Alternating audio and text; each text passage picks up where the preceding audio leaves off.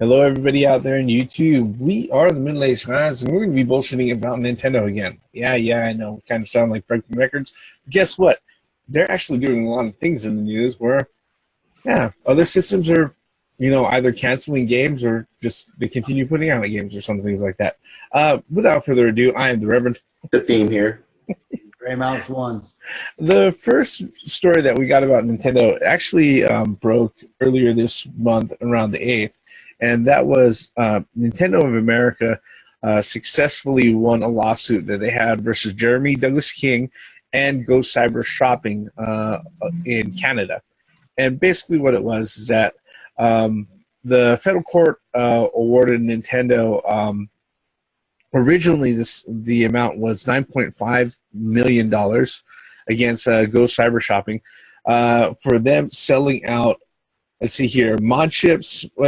It's basically a Canadian online store that was really popular for selling mod chips, flash carts, and other things. All right, and according to them, let's see here,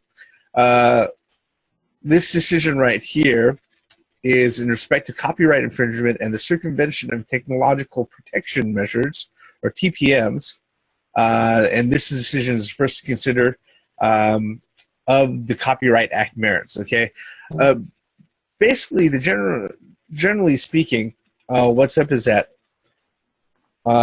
here's the thing: mod chips, flash carts, and other flash media that you have out there, by and large, isn't illegal by itself to go ahead and sell.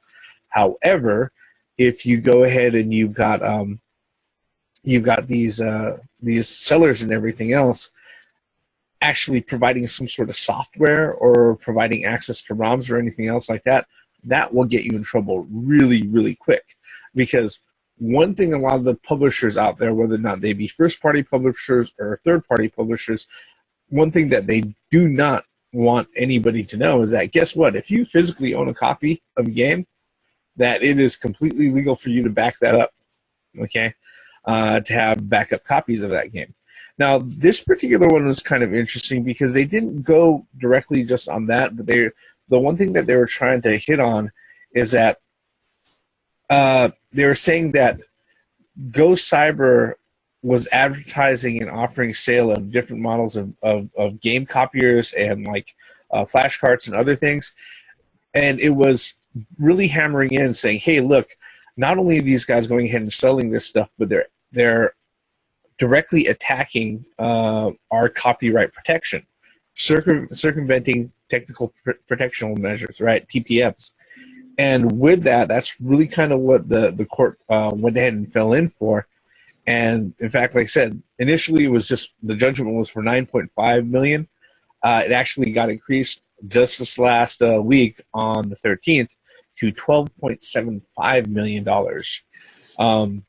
Yeah, and the thing is that I'm gonna tell you right now, I'm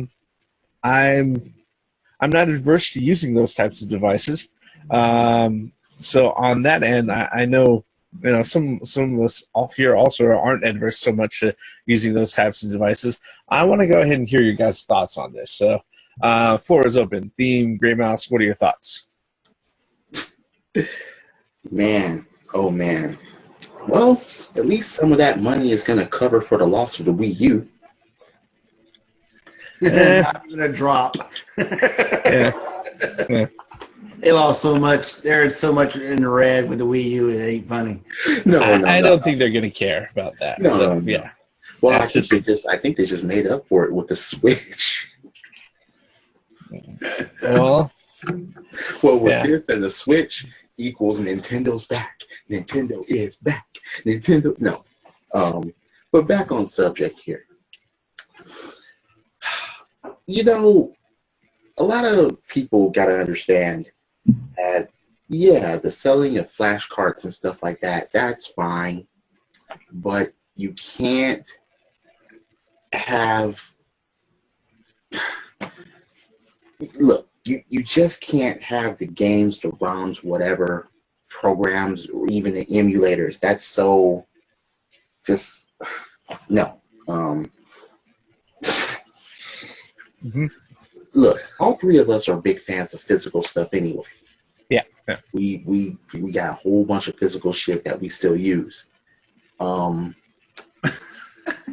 Yeah. It's not like Nintendo just went out of their way. It's just started looking. Look, people advertise this shit all the time, which is their big fucking mistake. I mean, I'm just gonna start rambling here, and I really don't want to do that. Dave, I'll save you. I'll save you here, or attempt to. Yeah, I mean it's fine to sell flashcards or whatever it is, but when you start selling ROMs, that's where it starts to get sticky.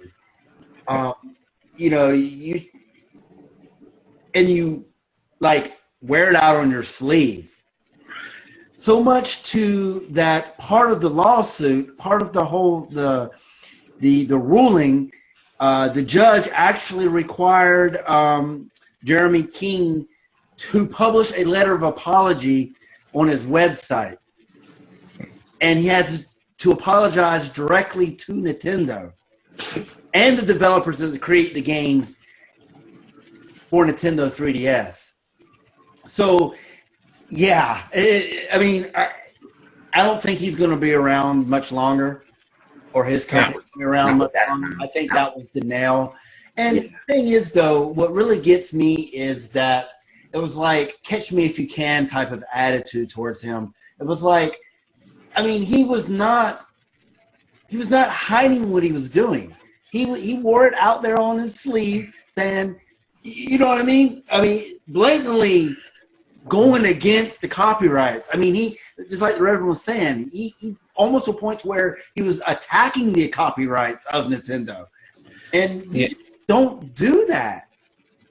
I think it definitely didn't help that, like I said, he not only did flashcards, but also mod chips, and he provided installation services. And the way that he tried to defend it, that portion of himself under the lawsuit, was he wanted to say that it was all under an interoperability clause where he would be providing services to allow these games or these systems, these modded systems, to go ahead and run homebrew games. But on his own website, he had noted that he didn't supply any sort of homebrew games, or he didn't give access to any homebrew games. So it was just one of those things where it was kind of like a catch-22. Now, the one thing where where I think this is really kind of sticky for us is that when you have this particular lawsuit happen and Nintendo wins out on it, and then you also see that Nintendo, along with all of the other first-party publishers, Sony, Microsoft, and the other ones, are joining up with Apple, saying that they want to go ahead and fight these right to repair bills, it really does take into consideration, it really makes you consider, okay, when you purchase this particular device and you've paid sales tax, you have a legal receipt and everything, do you actually own it? Because the way that the first-party publishers and all the manufacturers want it to be is that they wanted to say, no, that receipt is only your license, that shows that you paid for a license to use it, okay? At least. And where they really don't want you owning anything, which that right there worries me, So what you mentioned earlier, Reverend, is that it is in my right as a consumer to back up files. Yes.